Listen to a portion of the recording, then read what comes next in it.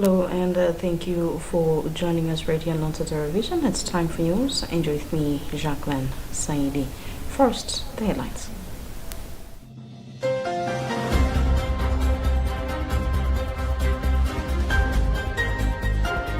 Pope Francis calls on the faithful to always draw strength from the Lord in continuance of the path of Christian life. The Anti-Corruption Bureau to investigate allegations of plunder of public funds in the construction of Mombera University. Government optimistic that agriculture commercialization and productivity conference will promote agriculture value chains. And in other news, Gabon President Ali Bongo under house arrest as army seizes power and annuls election results.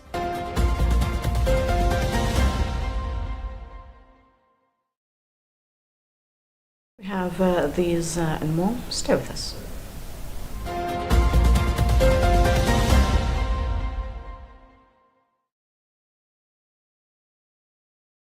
Francis has praised the apostolic zeal of Saint Kateri Tekakwitha, first Native American saint of North America, saying her faith began in her family, her sufferings drew her to the cross, and her ordinary holy actions offer a powerful example. Speaking during his Wednesday general audience in the Vatican's Paul VI Hall, the Pope said everyday actions can manifest great holiness.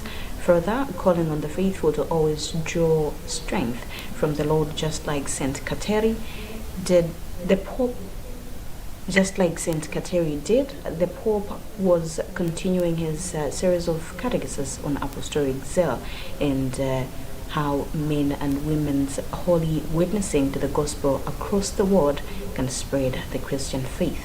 We have a Vatican News report being read by Bridget Manuka. Reflecting on the saint, the Pope noted that Kateri, born in upstate New York, was the daughter of a Mohawk chief and an Algonquin Christian mother who taught her to pray and sing hymns to God. The Pope said many of us have also been introduced to the Lord for the first time in the family, especially by our mothers and grandmothers. He noted that evangelization often begins like this, with simple, small gestures like parents helping their children to learn to talk to God in prayer and telling them to His great and merciful love. Scared by smallpox at an early age, he said her sufferings drew her to a great love of the cross and a close identification with Christ in His redemptive love for human. The Pope recalled her suffering as well as her convictions and faith, saying when we encounter difficulties in living and proclaiming the gospel, we may also be tempted to become discouraged, to take refuge in our certainties, or to close ourselves off in a small group that think like us, and that the life of Kateri Tekakwitha, however, shows us that every challenge can be overcome.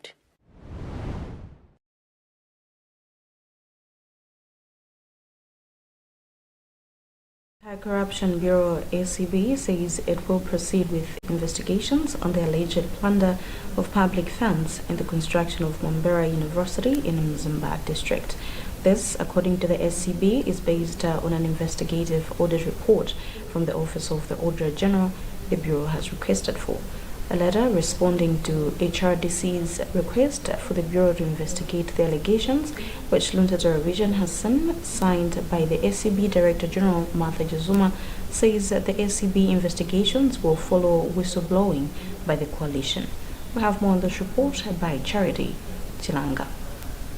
In 2019, the government estimated that construction of Mombera University in Mzimba would cost 54 billion kwacha. The then Finance Minister Joseph Monamveka indicated that the funds would be sourced from the national budget until it identifies a financier of the project. Human Rights Defenders Coalition Vice Chairperson Michael Kayata says the response of ACB is not enough, but there is a need to prosecute those connected to the scam.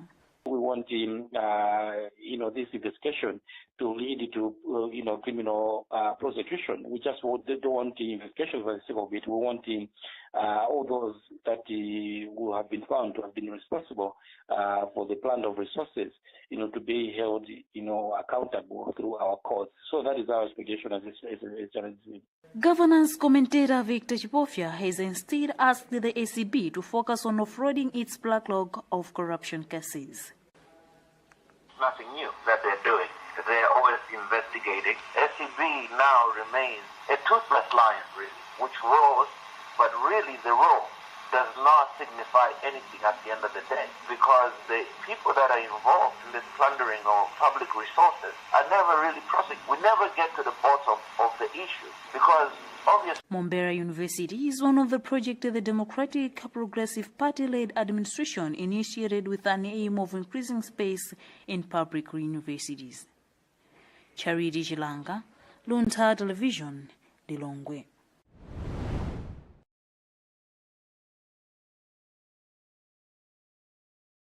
Minister of Trade and Industry Simplex Chichora says the Malawi Agriculture Commercialization and Productivity Conference, which is currently underway in Lilongwe, will, among other things, promote agriculture value chains to reduce trade challenges and boost local forex.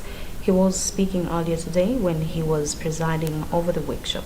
According to the minister, the conference will improve productivity and production for guaranteed national food security, export markets, and providing raw materials for the industry. Bridget Monoka reports. Malawi's development goal of transforming the country into a wealthy, self-reliant and industrialized upper-middle-income country by 2063 is threatened by external and domestic shocks like dry spells, multiple tropical storms, and microeconomic imbalances, among others. It is with this that the Ministry of Agriculture, the National Planning Commission (NPC), and the Mapata Institute are hosting a two-day conference which brings together stakeholders in the agriculture sector, including government ministries, departments and agencies, farmers' organizations, the youth and civil society to explore and evaluate various strategies and policies to strengthen the agriculture sector towards increased productivity and production of priority value chains for foreign currency generation. As the guest of honor at the event, the Minister of Trade and Industry, Simplex Chichora, explains the conference will give room for stakeholders to discuss how they can leverage the potential of agricultural value chains. This is a very important conference because it seeks to equip players in the agricultural sector to think about diversified value chains that would result into trade balances, but also increasing the forex reserves. So you would see that it is focusing much on commercializing agriculture in order for us to expand the export base so that we can also increase the foreign earnings. On his part, Mapata Institute and National Planning Commission Chairperson Professor Richard Mkandawire says the conference will explore ways of improving foreign currency generation through export diversification of other agricultural subsectors like livestock and horticulture. Well, this is not just a conference, it's about a call to action. All of us are aware that this country is going through an unprecedented crisis, both fuel challenges, the crisis of forex availability, and of course, the huge debt burden. And as a country, we need to take action. We need to take action, particularly in stimulating diversification in the agriculture sector. Chairperson for Pata Sugarcane Outgrowers Cooperative, Winston Yohane, thinks the conference has put their cooperative on the map. I think this conference is very important to me as a grower and the entire cooperative, just because we have put ourselves on the map so that the whole country know that there is Pata Cooperative, which is a smallholder cooperative, which is doing fine. The conference will, among other things, feature the proposed interactive thematic sessions in 4 interlinked priority areas like agriculture commercialization and diversification strategies for shifting away from low productivity and subsistence-oriented agricultural systems with improved structured markets. Bridget Mwanoka, for Luntha News.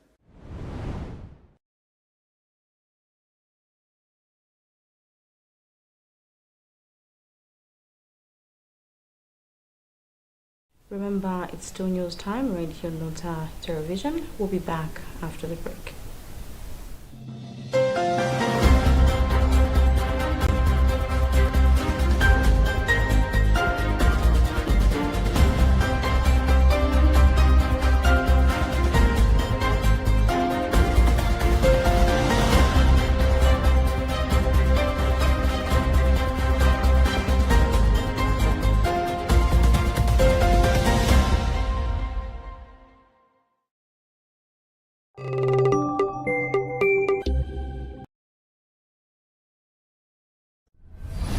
Introducing the Central Equipment Identity Registry, CEIR. Yes, the CEIR will empower mobile subscribers and strengthen their security by allowing them to block or trace stolen mobile phones, check the genuineness of a mobile device while buying, and blacklist mobile devices involved in illicit activities across all mobile network operators in Malawi. Wow! Chingira! Put your mobile device security first. For more information, contact MACRA via email dg@macra.mw or call 261 toll-free from any Malawian telephone network. This message is brought to you by the Malawi government via the Malawi Communications Regulatory Authority, MACRA.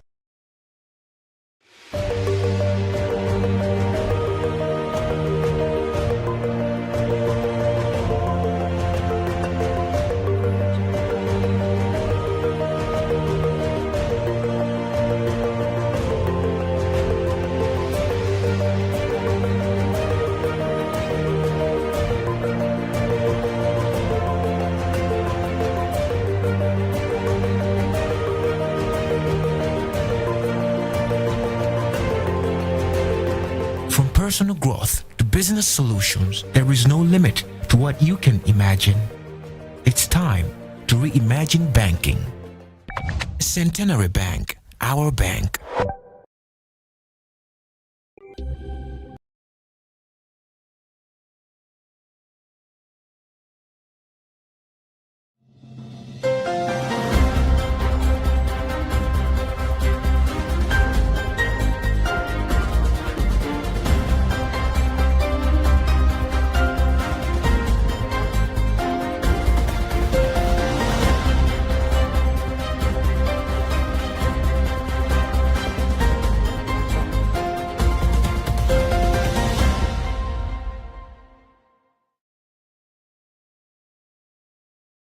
Welcome back. If you have just joined us, know that it's news time right here on Luntha Television.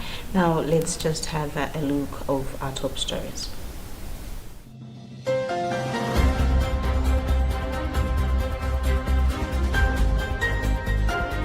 Pope Francis calls on the faithful to always draw strength from the Lord in continuance of the path of Christian life. The Anti-Corruption Bureau to investigate allegations of plunder of public funds in the construction of Mombera University. Government optimistic that agriculture commercialization and productivity conference will promote agriculture value chains. And in other news, Gabon President Ali Bongo under house arrest as army seizes power and annuls election results.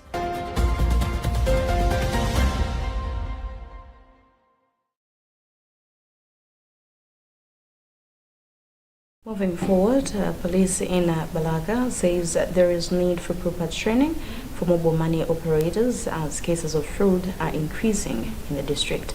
The district public relations officer for Balaka Police Station, Gertson Mbumpa, told us that so far they have received 7 cases since January, which shows that there is a need to stop these cases and save mobile money operators from losing their businesses.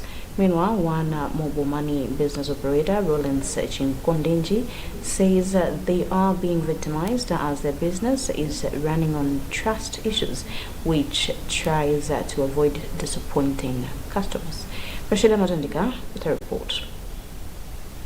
According to Inspector Gradison Mbumpa, their investigation has established that most mobile money operators tend to make transactions before they are sure of the customer's loyalty. He said some agents make transactions based on phone calls from customers who send other people to collect money from them, while they make transactions from remote areas, and upon recipient of the transaction messages, the transfers are fake, yet a lot of money is always at stake. At the time of the interview, Inspector Mbumpa said they were keeping a suspect who had lost 400,000 kwacha to a fraudster and was expected to appear in court to answer charges of theft by servant. Mbumpa said much as employers trust the people that they employ on the assignment, there is need for proper procedures before they are employed. Yeah, such cases can be avoided. We are just asking the employers that whenever they want to employ someone to operate as the air to man agent, they should come at our police station so that the employees can be taken fingerprints, because this will help us a lot when they have committed crime, so we do follow them using the fingerprints. One of the mobile operators in the district, Lawrence Chinkondenji, said most agents become victims of scammers because they run their businesses based on trust to avoid disappointing their customers. Most of the times it is the agents who become victims. You find that you are convinced to make a transaction of 300 or 400,000 kwacha, yet it is a scam. Although they are arrested, the agents still lose everything. Inspector Mbumpa also said the 7 cases are just a few out of the cases that are happening in the district, but other cases are sorted out among the people, while the cases that involves a lot of money are the ones that are registered at their offices and end up in court. He has also called on mobile services companies to help the police in training agents and their employees to save them from such fraudsters. Rashida Matandika, Luntha TV, Balaka.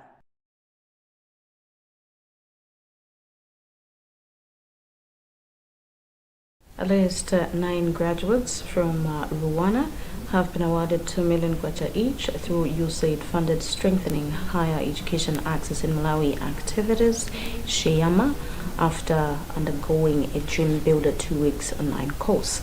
Higher Education Director in the Ministry of Education, Dr. Leves Enaya, sees a multiplier effect from the startup capitals of the awardees' business plans to be of help in the creation of more jobs. Rwanda's Vice Chancellor, Professor Emmanuel Kaunda, describes SHEAMA as one of the projects that makes higher learning institutions to be of impact to the communities. Robert Edward reports. The awardees in Lilongwe are the second from 16 who were awarded in Blantyre on Monday, and 5 will be awarded in Nzuzu, making a total of 30 in the cohort of Dream Builder initiative under the Strengthening Higher Education Access, SHEAM, implemented by Arizona State University with funding from USAID. According to USAID Director of Education in Malawi, Dr. Jill Jupiter-Jones, SHEAMA is the bridge connecting education and training to labor market needs. Higher Education Director in the Ministry of Education, Dr. Levis Enea, describes the initiative as a catalyst for more job creation. Have business ideas and then they are funded. And you see that if one student is funded, he is or she is coming up with business ideas. And by coming up with business ideas and the initiatives that they are making, they are having a company in a way, because they are now employing even more people to help them run the initiative for them. Vice Chancellor for Rwanda, Professor Emmanuel Kaunda, says initiatives such as SHEAMA makes universities to have impact in the communities. They would want to be as innovative as they can. They would want to impact, but number one, which they lack, is knowledge on how do they transition from being a graduate to be a productive graduate that can be impactful. So what Shima did in this program was to build their capacity. How do you build a business? You've got the skill, you've got the knowledge, but you need to translate that knowledge into a useful investment plan that can make some impact. Currently, 9,092 students have accessed tertiary education through face-to-face and open distance learning with support from the U.S. government. 5,216 marginalized students have completed higher education through U.S. government, and this year, Shema rescued 259 final year students who were at the brink of withdrawing from the university due to outstanding tuition fees. For Luntha, this is Robert Edward.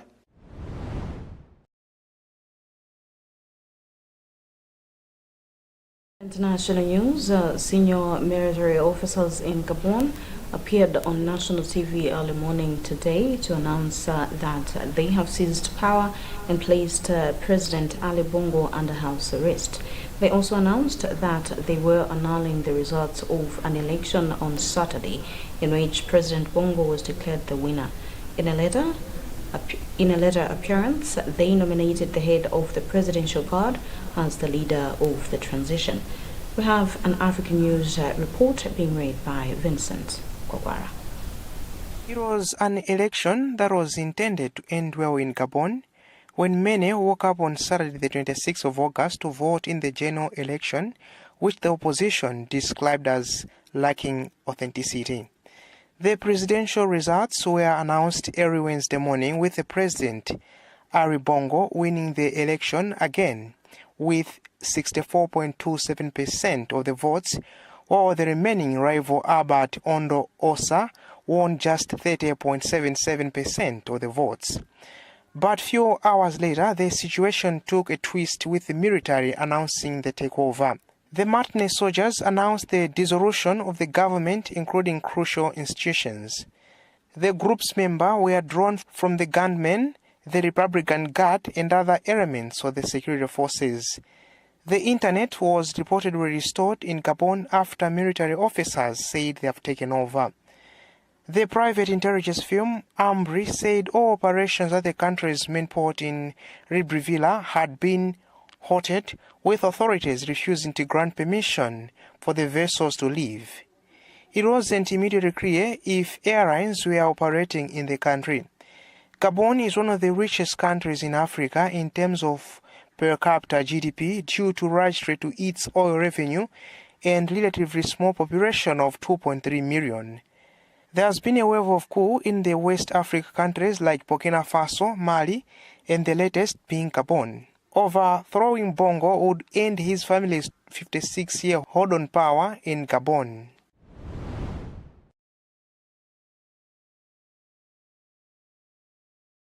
That also marks the end of our bulletin, but before we go, let's have another look at the headlines.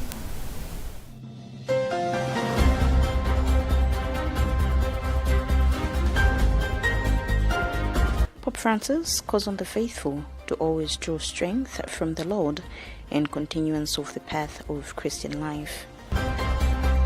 The Anti-Corruption Bureau to investigate allegations of plunder of public funds in the construction of Mombera University. Government optimistic that agriculture commercialization and productivity conference will promote agriculture value chains. And in other news, Gabon President Ali Bongo under house arrest as army seizes power and annuls election results.